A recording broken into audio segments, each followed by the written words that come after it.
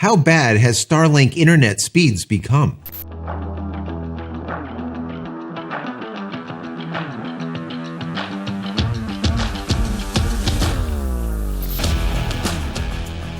Hey everybody, welcome back to the channel. Thank you so much for once again joining me for tea time, coming to the end of some misty morning.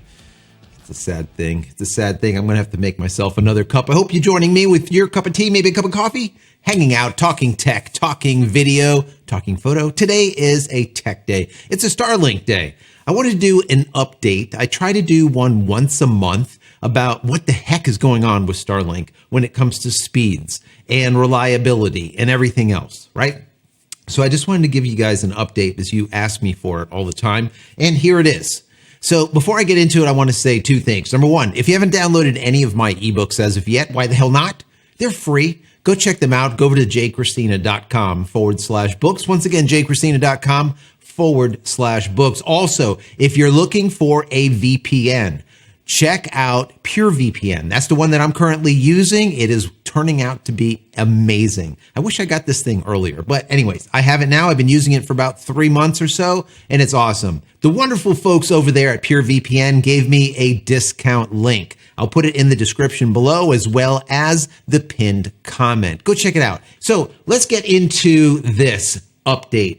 Now, a lot of people have been writing into me and saying, Joe, my Starlink is just absolutely performing abysmal. And I did some testing just now, about 10 minutes ago. And for about 6 minutes straight, 7 minutes straight, I tested over and over and over and over. And now what I did is I took 10 readings, 10 tests through speedtest.net just to see what's going on. Now, I'm currently connecting through a POP or a point of presence that is out of Georgia, I believe, Atlanta. I'm located in Palm Beach, about 700 or so miles away. Why I have that POP, I don't even want to get into it. I'm sure a lot of you guys have noticed that you are connecting to a POP not close to you. The reason they do it, it probably has something to do with traffic and who knows what. They're probably trying to balance things off. Anyways, my milliseconds run anywhere from about 30 to about 40 milliseconds is normally what I'm at for my latency. And my connections ended up like this. I'm going to run a couple of them like over here somewhere just so you can see me running them. But I wrote them all down. And I ended up coming up with an average of 1,380 megabits down, dividing by 10, comes out to be 138 megabits on average is what I'm getting as far as the down speed. Now the up speed came up to about 96 megabits. Divided by 10, we end up about, let's call it 9.5 megabits up. Now, Starlink says we're going to give you 10 megabits up and 100 megabits down. That's what they say. So I'm actually above that by a little bit. On the download, we're at 138. And the up speed, we're not quite to that 10. I would like to see more. Now, during this testing, I was getting some extremely fast speeds, but then all of a sudden I'll get something stupid. So I had, my first test was like 176 down, then 191 down. These are pretty good numbers. And then a 42 down. Which just destroyed everything, right? It just killed the average. After that 42, we had 110, 182, 100, 172, 191, 114, 102. So it really isn't too bad, averaging out to that 138. The same thing holds true with the upspeed. We got 9, then a 14, which wasn't too bad, 11, 7, and then another 7, and then a 6, and then a 12, 8.5, 9, and 13. So we're averaging, once again, right around that 9.5. It's not bad, guys. It's not bad. Now, remember, when we first did this together, I was getting close to 300, 310 down, and my up speed was anywhere from about 30 to 35. Every once in a while, I'll peak out at about 40 meg up. Now, those were the heydays, guys. That was the time when we were beta testing, and it was just balls to the wall, all right? Everything was just opened up. Now, as we can see, there's some throttling going on.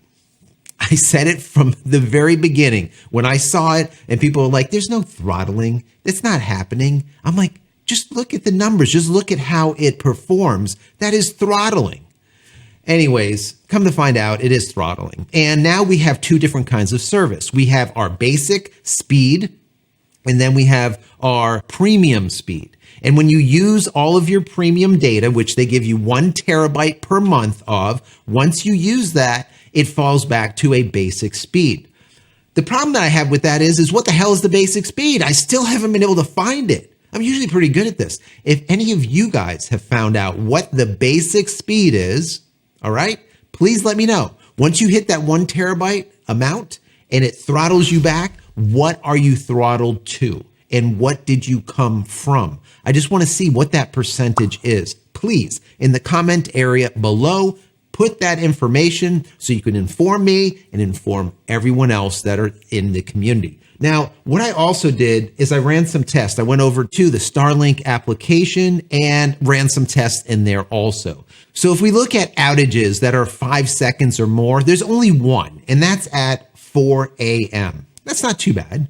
If we change that to 2-second outages, so we can see what's going on with that, we can see that there's only 2. That's 4 a.m. as well as at 3:24 a.m. Now, if we look at the 0.1 milliseconds and above, well, there is a lot of these.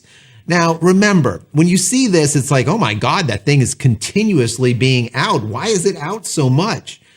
Well, there's small little blips, and a 1-second blip or less is not going to affect anything. So you really don't have to worry about those. Some people, they'll look at this and they'll be like, oh my God, this thing is complete garbage. Why is it constantly going down? And to be able to see such a small amount of outage is actually amazing. Ask any of the people that are using HughesNet or some other garbage like that and ask them how many outages they have. It's just abysmal. And plus their latency is off the wall. It's just crazy. Anyways, let's get back into the app. Now, speaking about latency, as you can see, we have a minimum latency of 27 milliseconds, a maximum latency of 101 milliseconds, and currently it's at, let's say, 30, 31, 33, somewhere around there. And for the most part, that's where I am. Now, if I was going through the POP or the point of presence down in Miami, that latency would be lower. Now, I did a video teaching you how to change your POP, and you would write into Starlink, you would let them know what's going on, and you would ask them to change you to a POP closer to you. You find out where all these POPs are, and I taught you how to do this. And matter of fact, maybe I'll put a link over here. Once you do that, you write in and say, can you change my POP? Now, they were doing it for a while, and I had my POP changed from Atlanta, Georgia, which is 700 miles away, to Miami, which is 70 miles away. And my milliseconds went down to like 22 or 25, 24, right on there, in comparison to 35, let's say, or 33. So even though it's a small amount, that latency, that little bit, does help if you're doing stuff like online gaming or anything like that, where milliseconds, every single millisecond counts. And the lower the latency, the better, right? But as of right now, I do not think that they will change you anymore. It can't hurt to ask, right? I look at it this way. If a lot of us ask and give a good reason why we're asking, once again, having a POP that's closer to you, maybe they'll start doing it again. Maybe not, but it can't hurt, right? So once again, check out that video. I think it's important. Now, getting back into the Starlink app, instead of going into the network statistics, let's go over to the testing or speed testing. Now, this isn't too bad, guys. This is looking pretty damn good. We're over 100 meg, 170, 180, 190. We're hovering right around there. Look at that number. That is sweet. And you can see it's a 38 millisecond latency. Not too bad. We ended up with 186 megabits down speed and 11 megabits up speed. That's not bad. That's actually exceptionally good.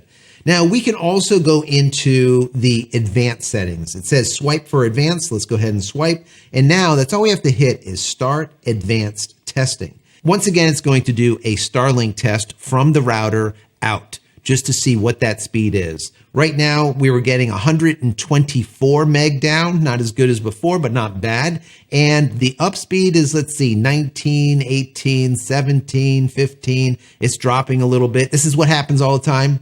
9.27, 6, and 5.8. So it's okay. 124 meg down and 5.8 meg up. Now, take a look at our Wi-Fi speed.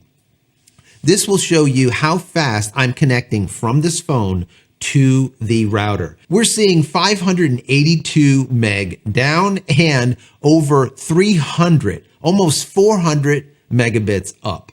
So what that means to me is that this phone to the router connection is so fast that it doesn't matter what Starlink can throw at it, it can handle it, okay?